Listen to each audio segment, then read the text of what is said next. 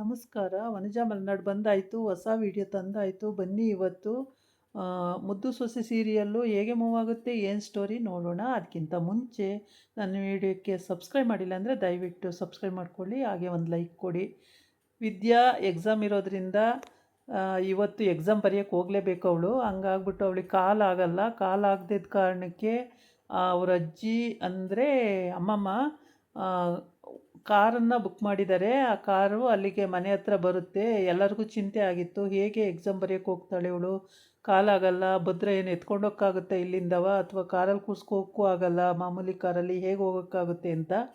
ಆದರೆ ಅಜ್ಜಿ ಅಷ್ಟೊತ್ತಿಗೆ ಒಂದು ದೊಡ್ಡ ಕಾರ್ನೇ ಬುಕ್ ಮಾಡಿ, ಈ ಸೀಟು ಮಲಗೋ ಹಾಗೆ ಕೂರೋ ಹಾಗೆ ಎಲ್ಲ ಇದೆ, ಆ ಥರ ಕಾರನ್ನು ಬುಕ್ ಮಾಡಿಬಿಟ್ಟು ತರಿಸಿದೆ. ಅದನ್ನು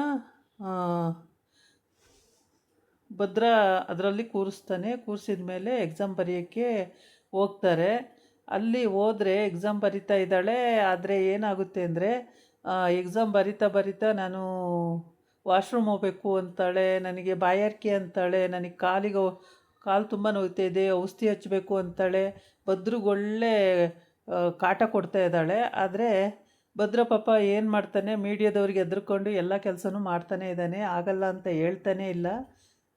ಇವಾಗ ರೀಸೆಂಟಾಗಿ ನಾನು ಬಾತ್ರೂಮ್ ಹೋಗಬೇಕು, ನನ್ನನ್ನು ಎತ್ಕೊಂಡೋಗಿ ಅಂತಾಳೆ. ಬಾತ್ರೂಮಿಗೆ ಎತ್ಕೊಂಡೋಗಿ ಅಲ್ಲಿ ನಾನು ಲೇಡೀಸ್ ಬಾತ್ರೂಮಿಗೆ ಹೆಂಗೆ ಬರೋದು ಅಂತ ಕೇಳ್ತಾನೆ. ಅದಕ್ಕೆ ಅಲ್ಲಿ ಬಾಗ್ಲವ್ರಿಗೂ ಎತ್ಕೊಂಡೋಗಿ ಆಮೇಲೆ ಚಂಪಾ ಬರ್ತಾಳೆ ಅಂತ ಹಂಗೆ ಹೇಳ್ಕೊಂಡು ಕರ್ಕೊಂಡು ಹೋಗ್ತಾನೆ. ಹೀಗೆ ಈ ವಿದ್ಯಾ ಅವನಿಗೆ ಸಖತ್ ಹಿಂಸೆ ಕೊಡ್ತಾ ಇದ್ದಾಳೆ.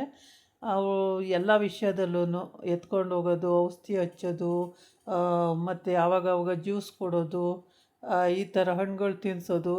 ಈ ಎಕ್ಸಾಮ್ ಹಾಲಲ್ಲಿ ಇದೆಲ್ಲ ಮಾಡಬೇಕಾಗಿದೆ. ಅದಕ್ಕೆ ಫಸ್ಟು ಲೆಕ್ಚರರು ಇದಕ್ಕೆಲ್ಲ ಅವಕಾಶ ಇಲ್ಲ ಅಂತ ಅಂದರು. ಕೊನೆಗೆ ಗೌಡ್ರ ಸೊಸೆ, ಮಿನಿಸ್ಟ್ರು ಶಿವರಾಮೇಗೌಡರು ಸೊಸೆ ಅಂತ ಆದಮೇಲೆ ಅದಕ್ಕೆ ಪರ್ಮಿಷನ್ ಕೊಟ್ಟರು. ಮತ್ತು ಅವ್ರ ಮಗ ಜೊತೆ ಕೂತ್ಕೊಳ್ಳೋದಕ್ಕೂ ಅನುಕೂಲ ಮಾಡಿಕೊಟ್ಟಿದ್ದಾರೆ.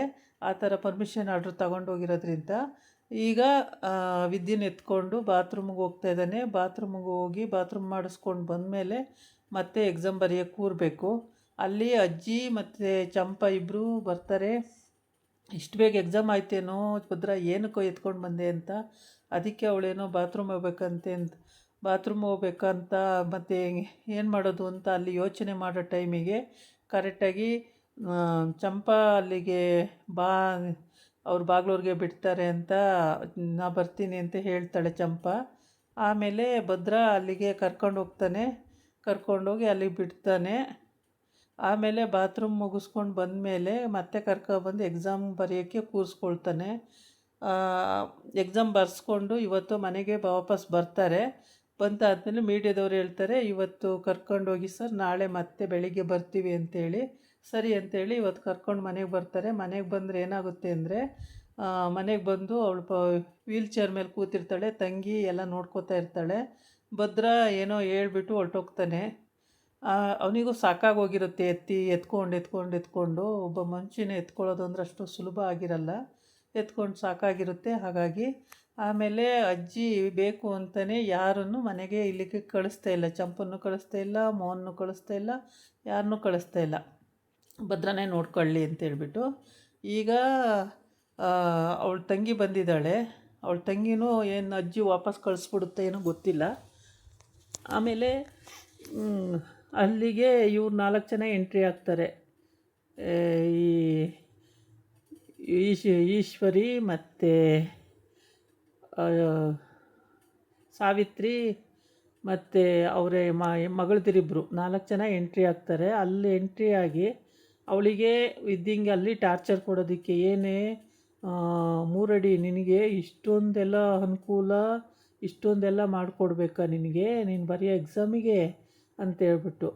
ಆಮೇಲೆ ಆ ಪಾಪ ಅವು ತಂಗಿ ಏನೋ ಮಾತಾಡ್ತಾಳೆ. ತಂಗಿ ದೃಷ್ಟಿ ತೆಗಿ, ಇವರೆಲ್ಲ ನನ್ನ ಕಣ್ಣು ಹಾಕ್ಬಿಟ್ಟಿದ್ದಾರೆ, ನಾವು ಗಂಡ ಹೆಂಡ್ತಿ ಚೆನ್ನಾಗಿರೋ ಸಹಿಸ್ಕೊಳ್ಳಲ್ಲ, ಎಲ್ಲಿ ನನ್ನ ಕಡೆ ಒಲ್ದು ಬಿಡ್ತಾರೋ ಗೌಡ್ರು ಅಂತೇಳಿ ಭಯ ಇವರಿಗೆ. ಅದಕ್ಕೆ ಆಗಾಗ ಬಂದು ನನಗೆ ಕಾಟ ಕೊಡ್ತಾರೆ ಅಂತ ಅಂತಾಳೆ. ಅದಕ್ಕೆ ವಿದ್ಯನ ತಂಗಿಗೆ ಸಾವಿತ್ರಿ ಹೊಡಿಯೋಕ್ಕೆ ಹೋಗ್ತಾಳೆ. ಹೊಡಿಯೋಕ್ಕೆ ಹೋದಾಗ ವಿದ್ಯೆಗೆ ಸಿಟ್ಟು ಬಂದ್ಬಿಡುತ್ತೆ. ಕೈ ಎತ್ತಿದ್ರೆ ಗೊತ್ತಲ್ಲ, ಸುಮ್ಮನೆ ಹೋದರೆ ಸರಿ ಇವಾಗ ಅಂತ ಬೈತಾಳೆ. ಆಮೇಲೆ 4 ಜನಕ್ಕೂ ಚಾರ್ಜ್ ತಗೊಂಡು ಅವರಿಗೆಲ್ಲ ಏನೇನೋ ಹೇಳಿ ಬೈದು ಅಲ್ಲಿಂದ ನನ್ನ ಕರ್ಕೊಂಡೋಗಮ್ಮ, ನಾನು ಒಂಚೂರು ವಾಶ್ರೂಮ್ಗೆ ಹೋಗಬೇಕು ಅಂತ ಹೇಳಿ ದುಃಖಿಸ್ಕೊಂಡು ಕರ್ಕೊಂಡು ಹೋಗ್ತಾಳೆ ವೀಲ್ಚೇರಲ್ಲಿ. ಇವರಿಗೆ ಹೋದ ದಾರಿ ಸುಣ್ಕ ಇಲ್ಲ ಅಂದ್ಕೊಂಡು ವಾಪಸ್ ಬರ್ತಾರೆ. ಇವ್ರು 4 ಜನನೂ ವಾಪಸ್ ಬರ್ತಾರೆ. ಬೇಕಿಲ್ಲ ಇವ್ರಿಗೆ ಅವ್ರ ಮನೆ, ಅವಳಿಗೆ ಅಲ್ಲಿ ಹೋಗ್ತಾರೆ, ಅವಳ ಹತ್ರ ಬೈಸ್ಕೊಬರ್ತಾರೆ. ಪ್ರತಿ ದಿವಸ ಅದೇ ಆಗುತ್ತೆ ಅವ್ರ ಕತೆಗಳು. ಈ ಕಡೆ ಇವಳು ಎಕ್ಸಾಮ್ ಬರೆದು ಎಲ್ಲ ಆಗಿ ಮನೆಗೆ ಬರುವಾಗ ಮೀಡಿಯಾದವರು ತಾನೇ ಅದನ್ನು ಹೇಳಿ ಕಳಿಸ್ತಾರೆ. ಆಯಿತು ಹೋಗಿ, ಇವತ್ತು ನಾಳೆ ಬರ್ತೀವಿ, ಮತ್ತು ಇದೇ ಟೈಮಿಗೆ ಇಲ್ಲಿಗೆ ಬರ್ತೀವಿ, ನೀವು ಎಕ್ಸಾಮ್ ಬರೆಯೋಕ್ಕೆ ಇಲ್ಲಿಗೆ ಕರ್ಕೊಂಡು ಬಂದಿರ್ತೀರಲ್ಲ ಅಂತ ಹೇಳಿಬಿಟ್ಟು ಮನೆಗೆ ಹೋಗಿರ್ತಾರೆ ಅವರು ಮೀಡಿಯಾದವರು. ಇವಳನ್ನು ಎತ್ಕೊಂಡು ಮನೆಗೆ ಬಂದಿರ್ತಾನೆ. ನಾಳೆ ಮತ್ತೆ ಎಕ್ಸಾಮಿಗೆ ಕರ್ಕೊಂಡು ಹೋಗ್ಬೇಕು. ಇವತ್ತೇ ಸಾಕಾಗಿ ಹೋಗಿದೆ ಭದ್ರಂಗೆ, ನಾಳೆ ಮತ್ತೆ ಕರ್ಕೊಂಡು ಹೋಗ್ಬೇಕು. ನಾಳೆ ಮತ್ತೆ ವೀಲ್ಚೇರಲ್ಲಿ ಕೂರಿಸ್ಕೊಂಡು ಅಲ್ಲಿ ಕರ್ಕೊಂಡೋಗಿ ಕಾರಲ್ಲಿ ಕೂರಿಸ್ಕೊಂಡು ಹೋಗ್ಬೇಕಾಗತ್ತೆ. ಇವತ್ತು ಫಸ್ಟೇ ಅಲ್ವಾ, ಮಿನಿಸ್ಟ್ರು ಕೂಡ ಅಲ್ಲಿಗೆ ಹೋಗಿದ್ರಲ್ವ, ಹಾಗಾಗಿ ಇವತ್ತು ತುಂಬ ಆಡಂಬರವಾಗಿ ಕರ್ಕೊಂಡು ಹೋಗಿದ್ದಾಯಿತು. ಮಿನಿಸ್ಟ್ರು ಅಲ್ಲಿ ಎಕ್ಸಾಮ್ ಹಾಲ್ವರೆಗೂ ಬಿಟ್ಟು ಆಮೇಲೆ ಅವ್ರ ಪಾಡಿಗೆ ಅವ್ರ ಮನೆಗೆ ಅವರು ರಾಜಕೀಯ ಇದಕ್ಕೆ ಕೆಲಸಕ್ಕೆ ಹೋಗ್ತಾರೆ. ಭದ್ರ ಮಾತ್ರ ಅವಳನ್ನು ಕಾಯ್ಕೊಂಡೇ ಕೂತ್ಕೋಬೇಕು. 2.5 ಗಂಟೆ ಕಾಯ್ಕೊಂಡು ಕೂತ್ಕೋಬೇಕು. ಪಾಪ ಅವನಿಗೂ ಸುಸ್ತಾಗಿ ಹೋಗುತ್ತೆ, ನಿದ್ದೆ ಬರ್ತವೆ. ಎಕ್ಸಾಮ್ ಹಾಲಲ್ಲಿ ಸುಮ್ಮನೆ ಕೂತ್ರೆ ನಿದ್ದೆ ಬರ್ತವೆ. ಅವನು ತೂಕುಡ್ಸೋದು ಹಂಗೆಲ್ಲ ಮಾಡ್ತಿರ್ತಾನೆ. ಸಾಕಾಗಿ ಹೋಗಿದೆ ಅವನಿಗೆ. ನಾವೆಲ್ಲ ಎಕ್ಸಾಮ್ ಬರೆಯುವಾಗ ಹಿಂಗೆಲ್ಲ ಇರಲಿಲ್ಲಪ್ಪ, ಇದೇನು ಈ ಥರ ಇಷ್ಟೊತ್ತು ಎಕ್ಸಾಮ್ ಬರೀತಾ ಕೂತ್ಕೋತಾರ ಅಂತ ಹೇಳ್ತಾನೆ. ಆಗ ಎಕ್ಸಾಮ್ ಬರೆದು ಅವಳು ಆಯಿತು ಇವತ್ತಿಂದು ಅಂದಾಗ ಎತ್ಕೊಂಡು ಮನೆಗೆ ಬಂದು ಇಲ್ಲೇನೋ ಹೇಳ್ತಾನೆ ಮನೆಯಲ್ಲಿ. ಅವಳು ಅದಕ್ಕೇನೋ ಉತ್ತರ ಕೊಡ್ತಾಳೆ. ಇವನು ಅತ್ಲಗಿಸಿ ಇಟ್ಕೊಂಡು ಆಚೆ ಹೋಗ್ತಾನೆ. ಇಷ್ಟು ಇಲ್ಲಿ ಈ ಮನೆಯಲ್ಲಿ ನಡೀತಾ ಇದೆ.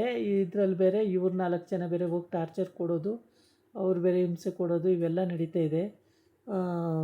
ಅವಳಿಗೂ ವಿದ್ಯೆಂಗೂ ಸಾಕಾಗಿ ಹೋಗಿದೆ ಪಾಪ. ಕಾಲಿಗೆ ಏಟಾಗಿಲ್ಲ ಅಂದರೆ ಪಾಪ ಅವಳು ಆರಾಮಾಗಿ ಸುಳ್ಳು ಹೇಳ್ತಾಳೆ ಅಂತ, ಕಾಲಿಗೆ ಏಟಾಗಿಲ್ಲ ಸುಳ್ಳು ಹೇಳ್ತಾಳೆ ಅಂತ. ನಿಜವಾಗ್ಲೂ ಅವಳು ಬಿದ್ದಿದ್ದು ನಿಜ, ಕಾಲಿಗೆ ಏಟಾಗಿದೆ. ಆದರೆ ಎತ್ಕೊಂಡು ಹೋಗೋದು ಒಂದು ಮನುಷ್ಯರನ್ನ ಅಂದರೆ ತುಂಬ ಕಷ್ಟ. ಇದಾಗಿತ್ತು ಇವತ್ತಿನ ವೀಡಿಯೋ. ನಾಳೆ ಇನ್ನೊಂದು ವೀಡಿಯೋ ಜೊತೆ ಬರ್ತೀನಿ. ನಮಸ್ಕಾರ.